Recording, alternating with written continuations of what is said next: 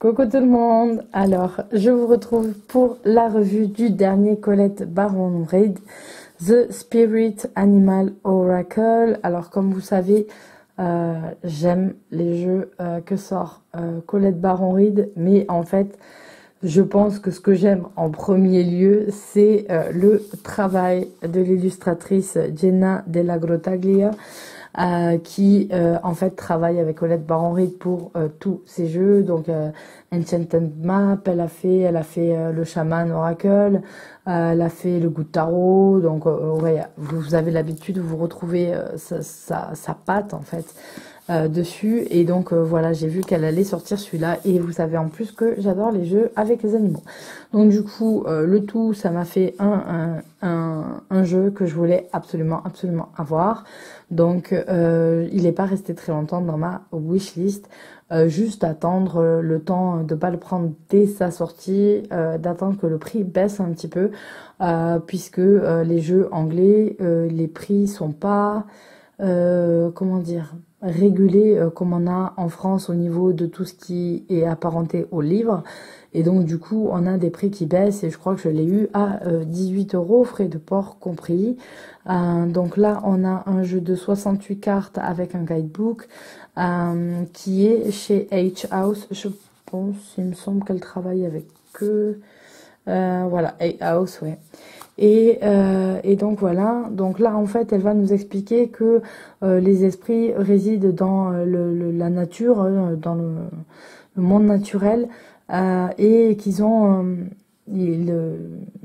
ils ont beaucoup de ils gardent les secrets en fait d'un langage perdu, et qui sont prêts à nous les donner en fait si on essaye de les comprendre, et donc en fait de nous montrer les vérités, montrer les choses.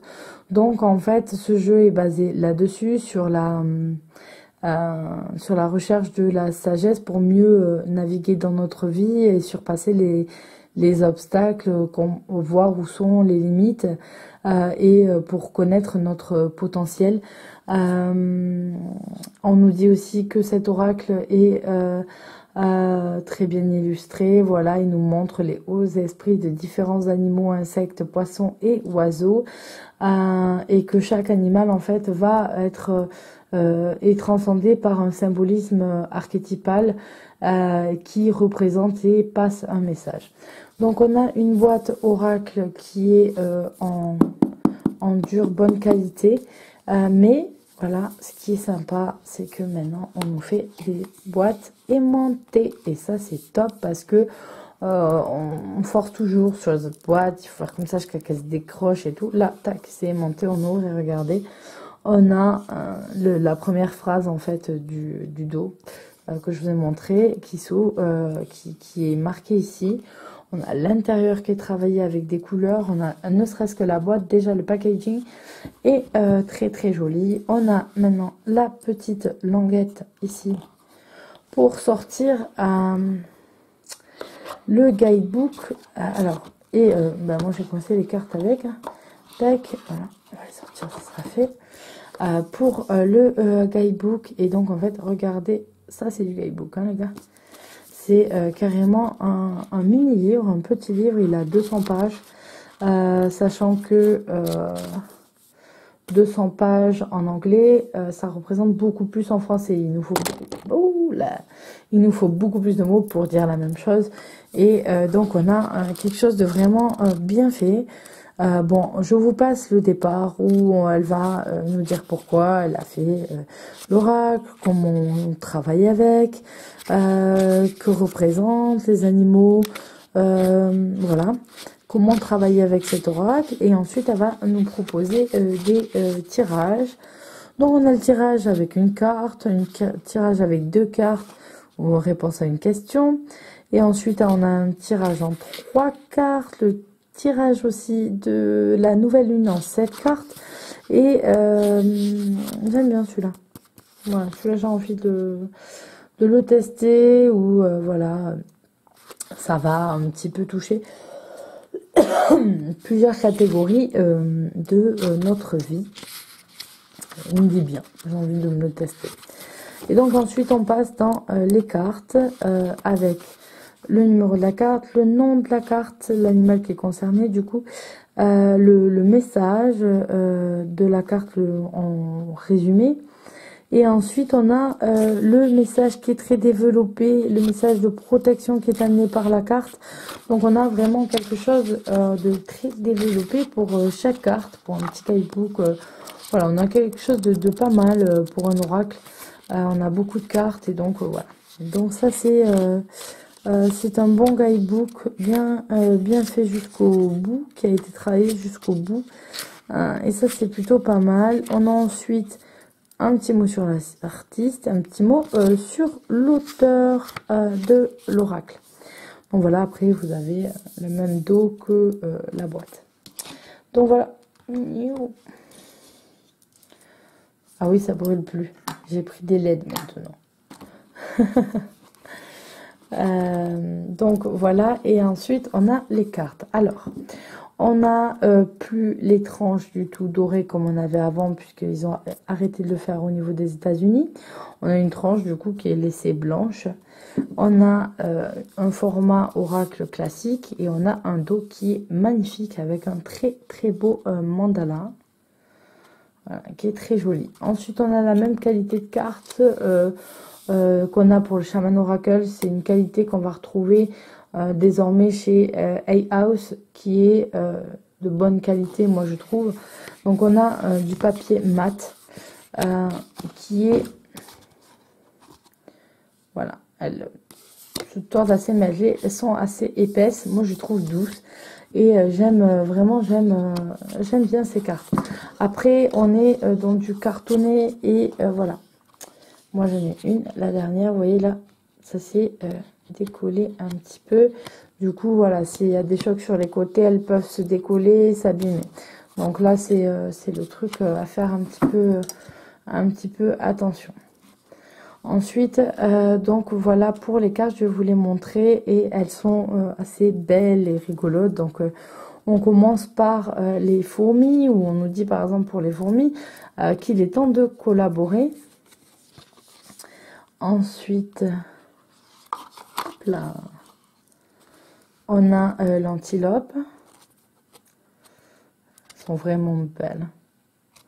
Toujours des détails à regarder. On peut effacer derrière, en plus du principal là. Toujours des trucs sympas. Hein. Là, on a le tatou.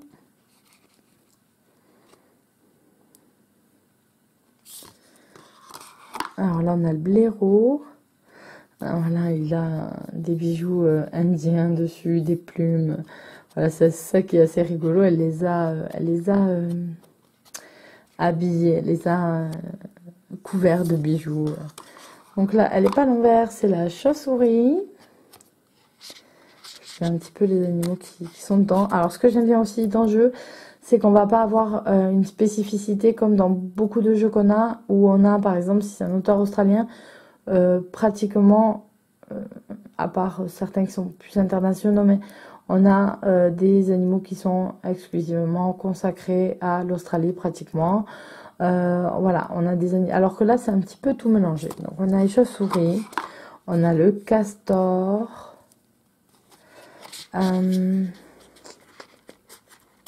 et on a l'abeille. Voilà. Alors, ça, c'est un lynx, je pense bobcat. Ça ressemble à un lynx.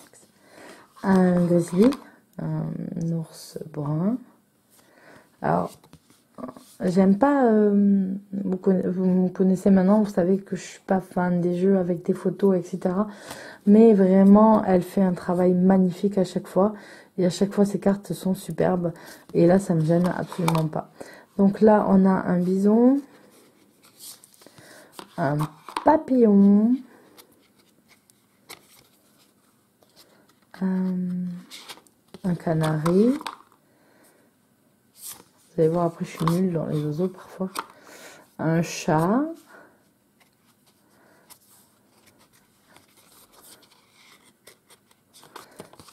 Elles sont pas collées, hein. C'est moi qui suis pas dégourdie. Et en fait, ma fille, sans faire exprès, m'a planté, m'a donné un gros coup avec sa fourchette dans mon tendon, là.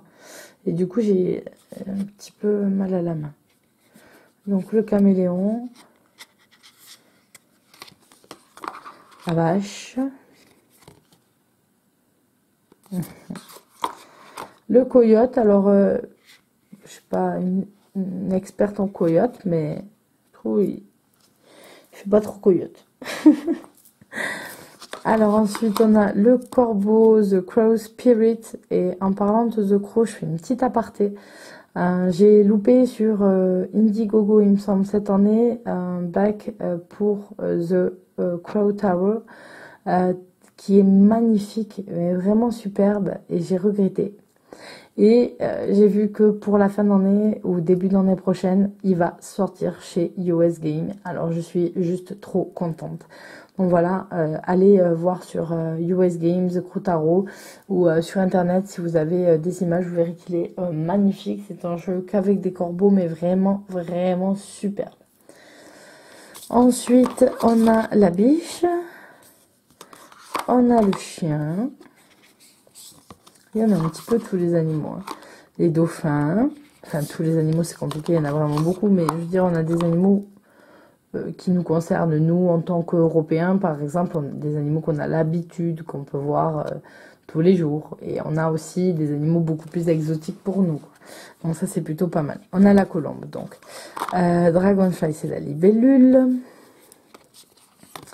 Là on a l'aigle, l'anguille électrique. Alors, l'éléphant, où en fait ses oreilles, là, vous voyez, c'est des ailes. C'est rigolo.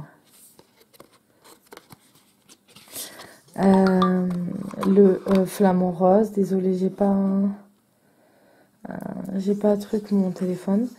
Le flamant rose, on a la 27, elle est cachée. Bah voilà, le renard.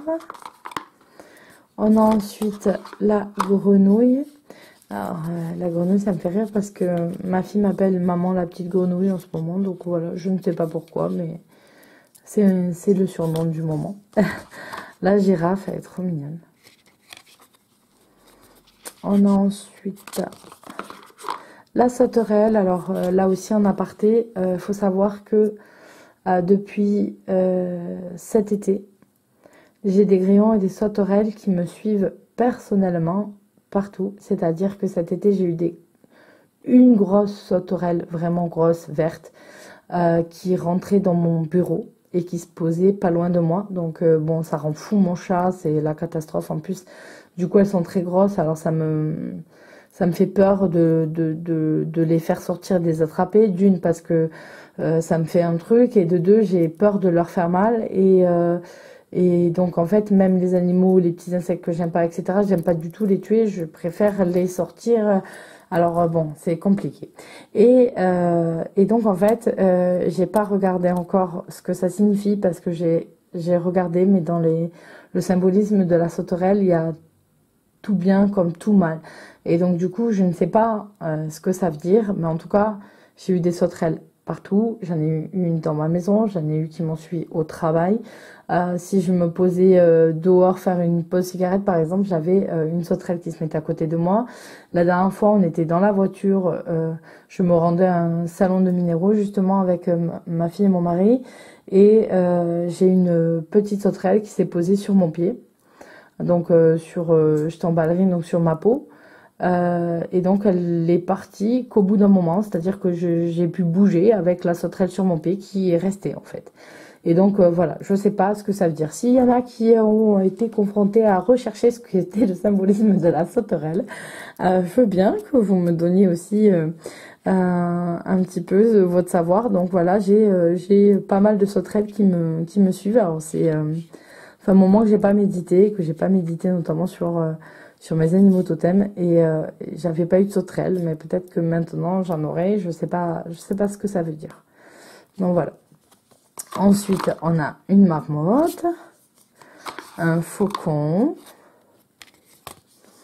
un cheval magnifique, un colibri, un koala. Ça passe 22 heures à dormir par jour, un koala. C'est magnifique. Une carpe koi, elle est magnifique aussi. Un lion. Un lézard.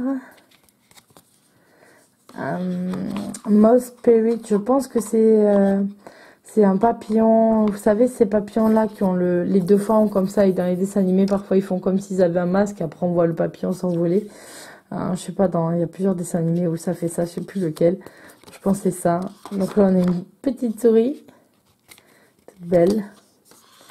Alors, Nightingale, peut-être c'est un moineau, mais ça n'a pas une queue comme ça. Alors du coup, je suis pas une experte en oiseaux. Alors, les loutres, dans un cœur, c'est mignon. Le hibou, on dirait Edwige, d'Harry Potter. Ensuite, on a la panthère, magnifique. Avec ses yeux, magnifiques. On a un rat, un perroquet. Un pan avec sa belle roue, et donc elle lui a mis une couronne de roi, ça lui va très bien. Un mignon petit cochon, un babe, un porc-épic.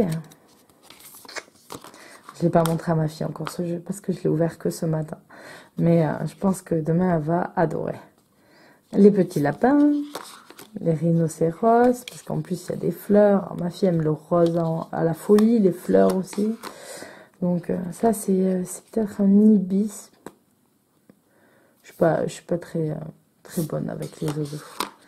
Un scarabée. Un hippocampe. Une moufette. Ou un putois. Un serpent. Une araignée. Un écureuil de veau, un cerf, c'est celui de la boîte, une étoile de mer, sont magnifiques les étoiles de mer, un cygne,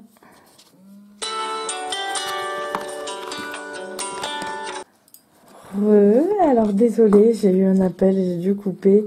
Vous voyez, hein, même la nuit, on n'est pas vraiment au calme. Donc là, on a un dindon, une tortue des mers.